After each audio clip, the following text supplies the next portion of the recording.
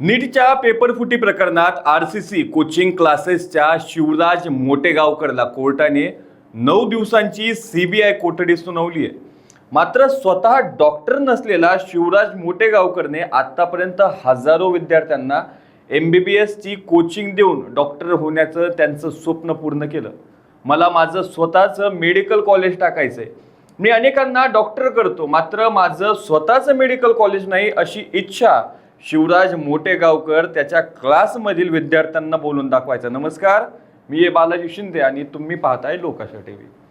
शिवराज मोटेगावकर याने त्याच्या मुलासाठी पेपर लीक केल्याचा संशय सीबीआयला आहे. मोटेगावकरच्या मुलाने या वर्षीच 12वी उत्तीर्ण केली आहे आणि नीटचा पेपरही दिलाय. मात्र मोटेगावकर याचे एक अपूर्ण स्वप्न त्यांना मुलाच्या रूपानं पूर्ण करायचे होते का, अशी चर्चा आता होतीये. मोटेगावकर आणि त्यांची पत्नी ह्या दोघांपैकी एकही जण MBBS डॉक्टर नाहीत आणि तुम्हाला स्वतःचे मेडिकल कॉलेज टाकायचे असेल तर तुम्ही किंवा तुमच्या घरातील एखाद्या व्यक्तीला त्या क्षेत्रात सक्रिय अनुभवी असणं गरजेचं आहे. त्यामुळे मुलगा जर MBBS डॉक्टर झाला तर आपण त्याच्या नावानं मोठं हॉस्पिटल टाकू, ही मोटेगावकरांची योजना असल्याचं बोललं जातंय.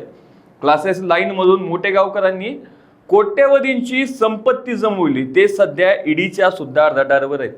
पण एवढं असूनही मोटेगावकरांचे स्वतःचं मेडिकल कॉलेज नाही. मोटेगावकर हे मूळचे लातूरचे. त्यांचा नीट कोचिंगचा व्यवसाय सुद्धा लातूरमध्ये सेट झाला. त्यामुळे त्यांना लातूरमध्येच मेडिकल कॉलेज टाकायचे होते. मात्र लातूरमध्ये राजकीय नेतृत्व असलेले देशमुख परिवार आपली साथ देणार नाहीत असं मोटेगावकरने 2016 मध्ये एका क्लासमध्ये विद्यार्थ्यांसमोर बोलून दाखवलं होतं.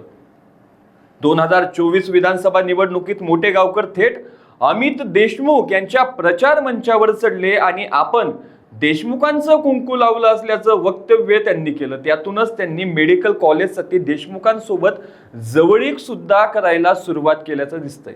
मोटेगावकर हे व्यावसायिक वृत्तीचे आहेत. त्यांनी क्लासेस लाईनमधून मोठा पैसा कमवला, अनेक डॉक्टरच घडवले.